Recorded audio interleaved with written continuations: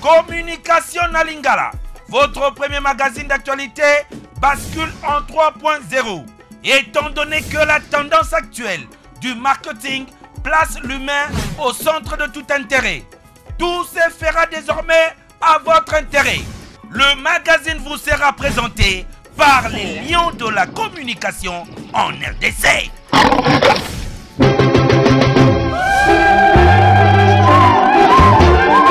Communication na Lingala, le choix de l'innovation et progrès à travers le média. Encore et encore, le magazine vous sera présenté par les lions de la communication en RDC.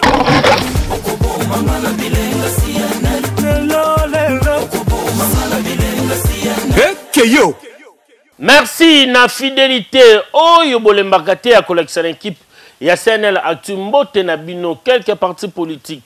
Il y a opposition comme la majorité, bah, signé qui chaque il y a bonne conduite, qu'on a parlé du peuple. Et les gens qui n'ont pas de détails, bolanana, élément oyo. Signature, il y a code, il y a bonne conduite, il y a processus électoral. Et seulement qui lobby na salle des spectacles, il y a parlé du peuple. Et pas il y a parti politique, il y a opposition, majorité présidentielle. Liboso, il y a président Nseni, Corneille Nanga. Où il y a Zoaki Maloba pona kosala état de lieu. Il y a processus électoral depuis l'année 2016, til le en 2018. La même logique d'idée. À tel qui est importance, il y a signature, il y a code, il y a bonne conduite, il y a processus électoral. Il y a tel qui est code, il y a bonne conduite, et Zali pona ko renforcer arsenal juridique, pona ko permettre l'élection prévue le 23 décembre 2018 et Zala crédible et transparente. Peut apaiser na ba niveau nyonso moyen pour nako aider ba regroupement politique ba préparer ba élection malamu, c'est-à-dire ko préparer ba témoin ba candidat ya malamu en vue ya ko se comporter malamu na tangu ya maponami et kiyo. Oui.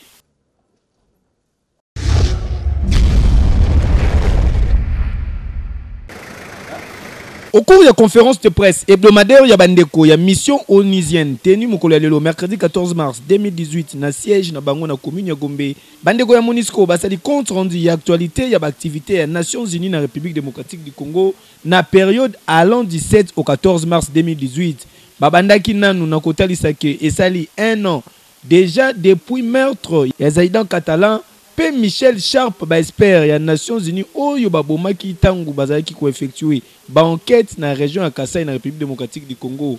Représentante spéciale ya secrétaire général ya Nations Unies Leila Zerougi P. ensemble ya ba personnel et organisation ya Nations Unies ba saluer ba mémoire na bango ainsi que ya ba accompagnateur congolais pe ba congolais pe congolaises nyonso oyo ba perdaki ba vie na bango. Monisco azali ko continuer ko œuvrer pour que lumière est à la fête sur le crime oyo, pe bazali ko souhaiter que justice est à la rendue pour na espère na bango pe ba accompagnateur congolais. Na chapitre mususu Monisco ayambi avec satisfaction ba recommandation oyo zala qui rendu public le 10 mars dernier, parmi lesquels appel ya ba enquête judiciaire, levé ya interdiction générale ya ko manifester, to non recours ya ba FRDC ba garde républicaine na oyo etali gestion ya foule. Ba préciser que situation ya droit de l'homme na République démocratique du Congo et kozala également question mardi prochain le 20 mars na Genève lors ya dialogue interactif organisé na cadre la 37e session ya Conseil des droits de l'homme. Basuki Saki pona kolobaki secrétaire général adjoint ya ONU aux affaires humanitaires pe coordonnateur ya ba secours d'urgence Marc Laukok a bouclaki mokolo ya lobby mardi séjour na ya 48 heures na République démocratique du Congo et Sika Wapi a qui ko palper du doigt situation humanitaire na République démocratique du Congo oyo ezali l'une des plus graves crises na monde. Hey keyo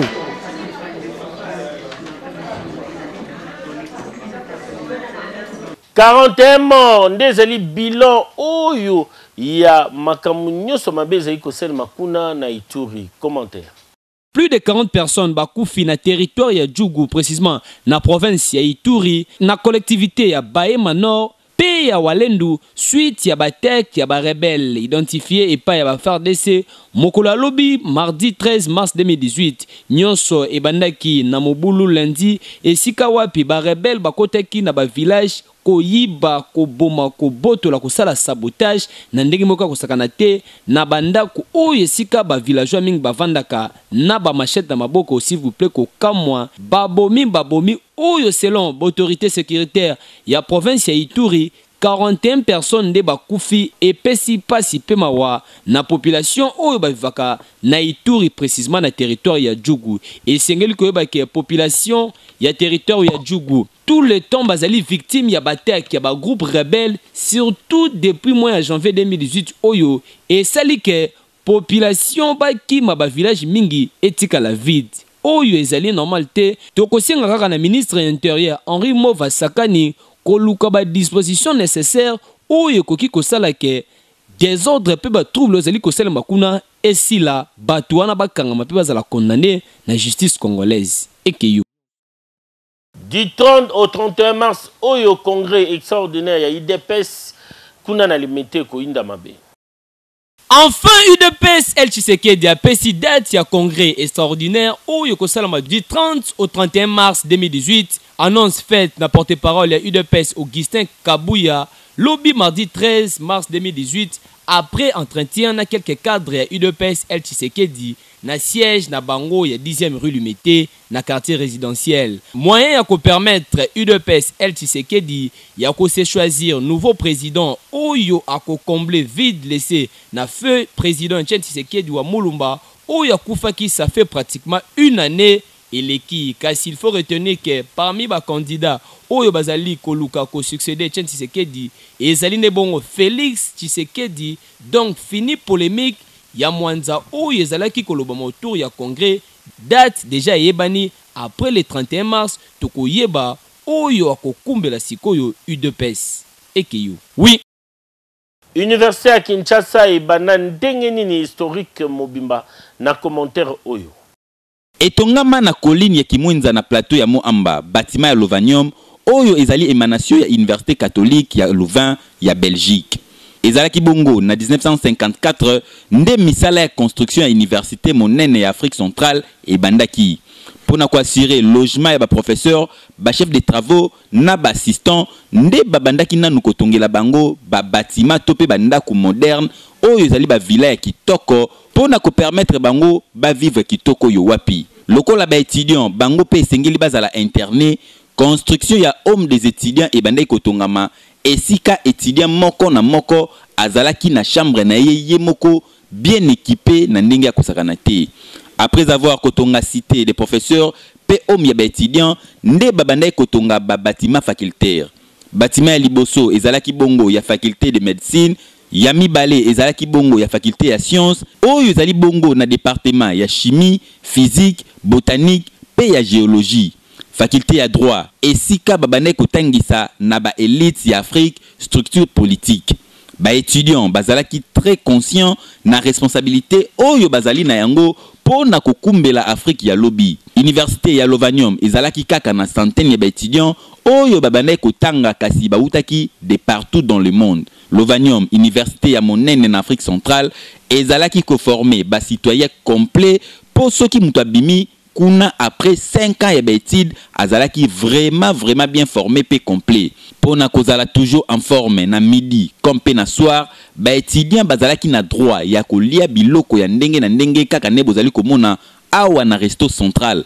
Étudiant à côté azui plateau na ye à se servir azui malewa na ye calmement akei kovanda a beti damas na ye soki amelaka bière ameli soki pe sucré aza mobimba. Simana yango bakoti na divertissement billard, ping-pong, jeu de dames, pe ba jeu ya ndenge na ndenge pona ko se détendre kaka nde bozali komona. Bibliothèque très riche pona ko favoriser travail intellectuel, pe recherche scientifique ezalaki na ba livre ya ndenge na ndenge oyo soki ebimi kaka mbala moko na édition baye nango na bibliothèque. Lelo Louvanium ekoma Université de Kinshasa 64 ans après soki okoti okomona ba merveille oyo ezali lisusu te.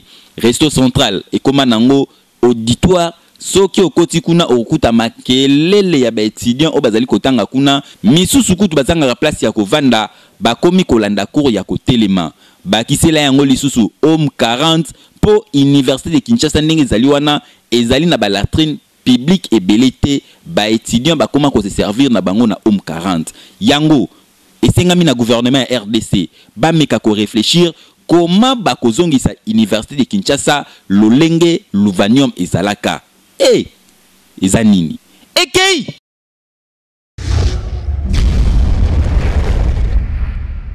Junior Matoné pe les amis de Thierry Landou bango nyonso bana commune ya Kasavubu bazali na maya koyebisa na baninga pe bayeba na bango sango ya liwa ya ndeko na bango ya mwasi na kombo ya Jojo Ayembe oyo akufaki mikolo leki awa na ville province ya Kinshasa suite ya maladie ya tongo mokuse na yango programme matanga epesami boye mokolo ya jeudi 15 mars 2018 nenzota mowe ekobima na morgue ekozala bongo exposé na espace Kabambare na arrêt casino na commune ya Barumbu communique oyo ekomela mutu nyonso oyo ayebaki ndeko Jojo Ayembe.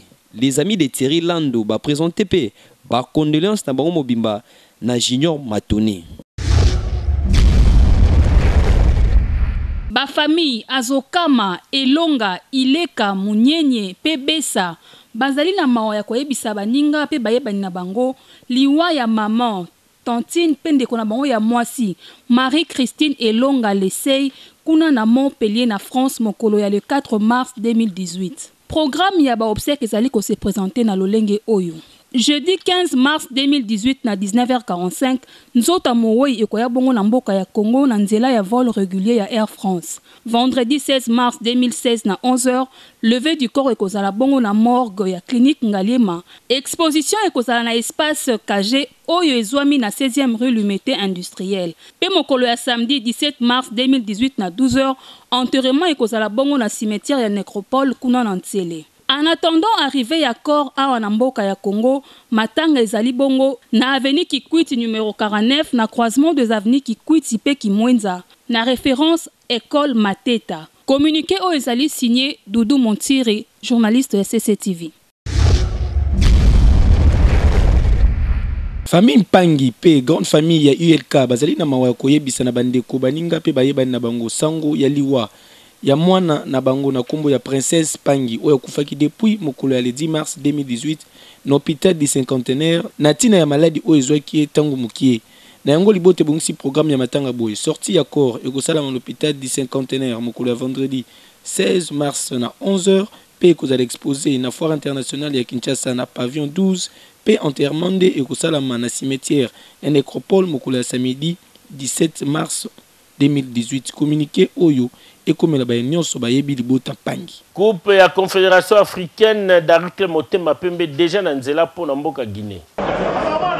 En prévision, il y a match comptant pour la 16e de finale retour, il y a Coupe de la Confédération africaine entre Deportivo Niefang et Guinée équatoriale et Darikle Motema Pembe et République démocratique du Congo.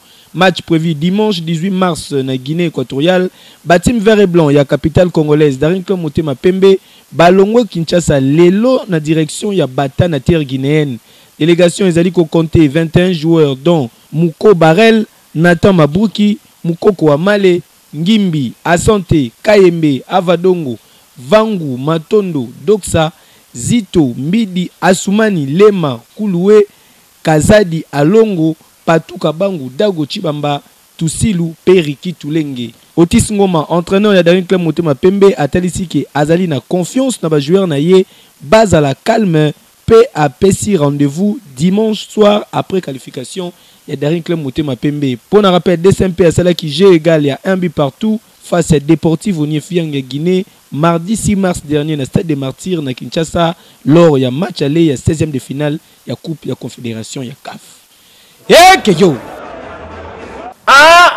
Alexa que to komina suka présentation ya SNL Actu ya mokalo na kina sango présenter bino kimia eko basa ko ba bisika nous poser temps ko na biso tozali na page rose ya édition ya mokolo lelo Thierry Junior Landu oyo azali ndoye ya papa akobisi 6 ans yango oyo mwana SNL ndeyeyo kitoko wapi lengi wapi lelo si bougie nde eko soufflamer na ndako na libota mobimba na ina sero makasi na bisa bino na SNL to balaka to botaka bala pe bakolaka kitoko wapi SNL elengi ba mama Bobo Sanate le 16 avril 6 ans SNL eko fêtame soirée de gala nayebi bino ko winda mabe na salle de boulevard tozomi na boulevard du 30 juin na entrée ya Wangata pe le 22 avril ezali dimanche tokozande na Simons Plaza na concert barbecue avec Weranson de la Forêt Igwe ba fanatique nyonso maison mère tobengisi bino boya ebele SNL kitoko na onde yango wana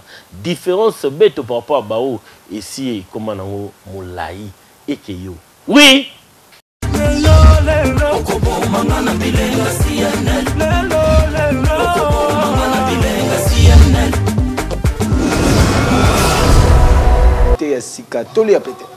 C'est là qu'on est conjoint, mon connaissons fungolo vérité, mukile comme il y a quoi ta, comme tu as le son total de la TV ne va pas partout, bazo yenga bazo souffrir kaka. Mukile kokate, so za takate ko simbati, musala ba pesa muke bate là. Quand on va te que musala bo yenga itenga fo kunate, ndenge ko mone pseki. Comment zo singo za la titulaire na match stade mais na match quartier ba chako réserve. Diko nangai, yo moto mi lebela na. Ozo singo za la titulaire na match stade mais na match ba poto mi ka quartier kuto za ko lo bali mais ba chako no réserve. Tala ba danger. Musu penepse kende kunanga yo pika kama ezelo ko matela vélo zanga chaîne a to pédaler ko kende pas ité.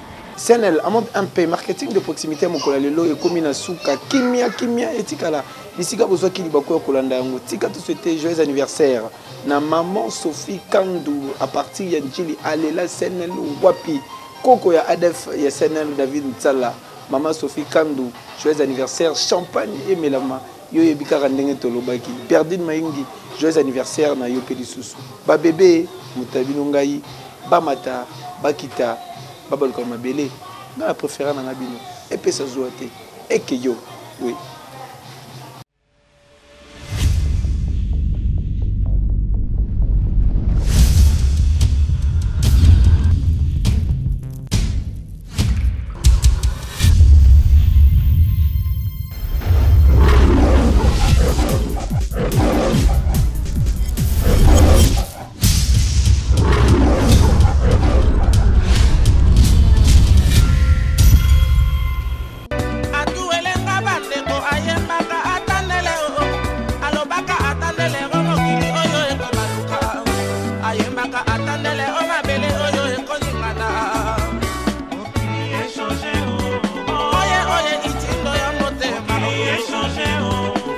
Communication Nalingala, votre premier magazine d'actualité bascule en 3.0. Étant donné que la tendance actuelle du marketing place l'humain au centre de tout intérêt, tout se fera désormais à votre intérêt. Le magazine vous sera présenté par les lions de la communication en RDC.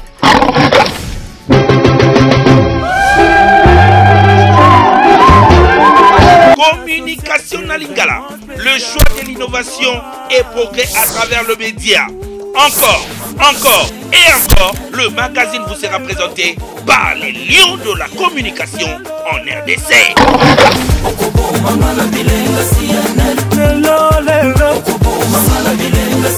Hey, yo!